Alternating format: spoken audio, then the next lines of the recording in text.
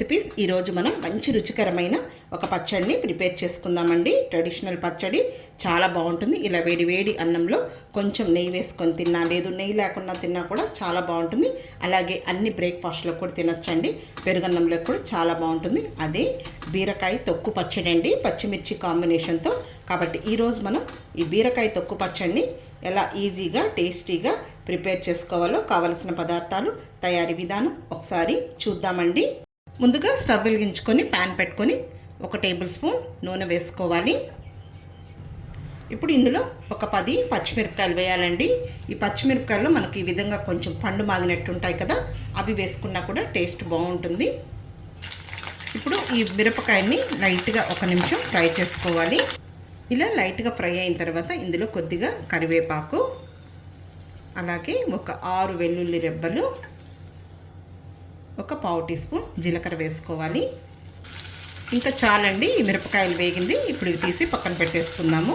ఇక్కడ నేను ఈ సైజు కప్పుతో 1 కప్పు బీరకాయ తొక్కు తీసుకున్నానండి.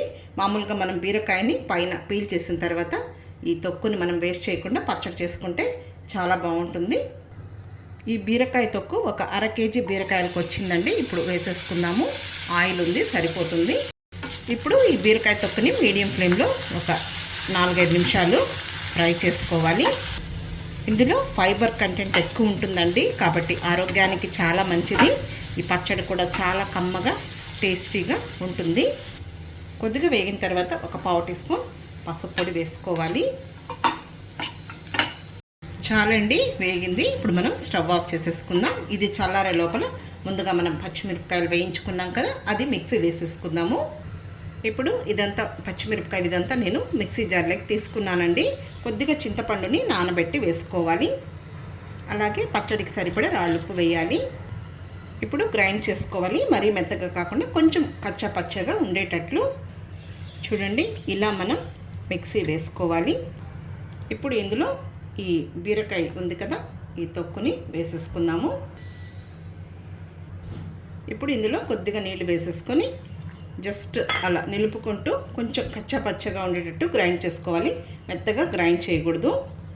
చూడండి, ఈ విధంగా గ్రైండ్ చేసుకోవాలి.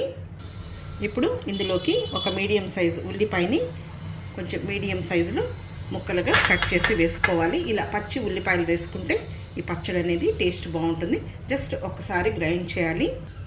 చూడండి, ఇప్పుడు మనకు బీరకాయ తొక్కు పచ్చడి రెడీ అయిపోయింది. ఈ బీరకాయ తొక్కు పచ్చడిని కూడా మనం ఎండుమిరపకాయలు, లేదు ఎండుమిర్చి, పచ్చిమిర్చి, అలా ధనియాలు, కొత్తిమీర, టమాటో ఫ్లేవర్, పల్లీలు, అలా డిఫరెంట్ స్టైల్లో చేసుకోవచ్చండి. ఇప్పుడు మనం డిష్ అవుట్ చేసేసుకుందాము.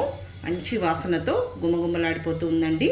టేస్ట్ అయితే చాలా బాగుంటుంది. డైరెక్ట్గా ఇలాగే తినేయచ్చండి. పెరుగన్నంలో కూడా చాలా బాగుంటుంది.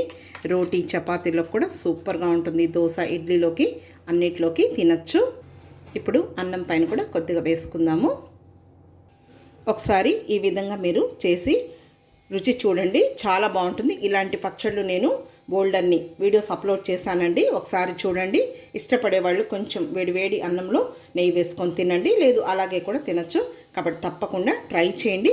ఈ వీడియో మీకు నచ్చినట్లయితే నా యూట్యూబ్ ఛానల్ లక్ష్మీ రమణ రెసిపీస్ని కొత్తగా చూస్తున్న వారైతే నా ఛానల్ని తప్పకుండా సబ్స్క్రైబ్ చేసుకోండి. నచ్చితే లైక్ చేయండి, షేర్ చేయండి. ఇంకొక మంచి వంటతో మళ్ళీ కలుద్దాం. నమస్తే అండి.